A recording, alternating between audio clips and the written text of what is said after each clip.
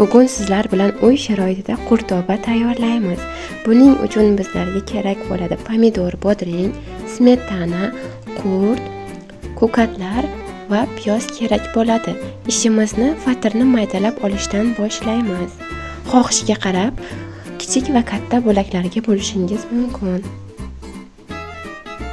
Keyingi ishimiz qurtni kofemolkada maydalab olamiz.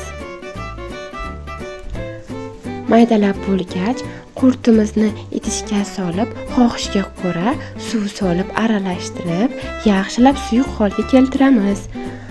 Suyuq holga keltirib bo'lgach, smetana solib aralashtirib, fatir bo'laklari ustidan quyib olamiz. Quyib bo'lgach, keyingi navbat pomidorlarni bo'laklashdan iborat bo'ladi. Pomidorlarni bo'laklab bo'lgach, birin-ketin sabzavotlarni maydalab olamiz. Keyingi navbat ko'katlarga. Piyozni ham parak-parak qilib maydalaymiz. Barcha sabzavotlarni maydalab bo'lgandan so'ng, sabzavotlarni aralashtirib, tabga ko'ra tuz sepib, qurtobamizning ustidan yoyib olamiz.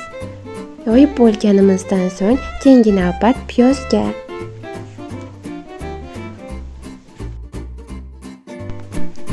Ustidan sariq yog' yoki qovurib olingan go'shtimizning yog'ini solsak, qurtobamizga yanada maza va ta'm beradi. Yog'ni quyib bo'lgach, yog'da qovurib olingan go'shtimizni qurtobamizning ustidan terib chiqamiz. Barchangizga tayyorlab ko'rishni tavsiya qilardim. Yoqimli ishtaha!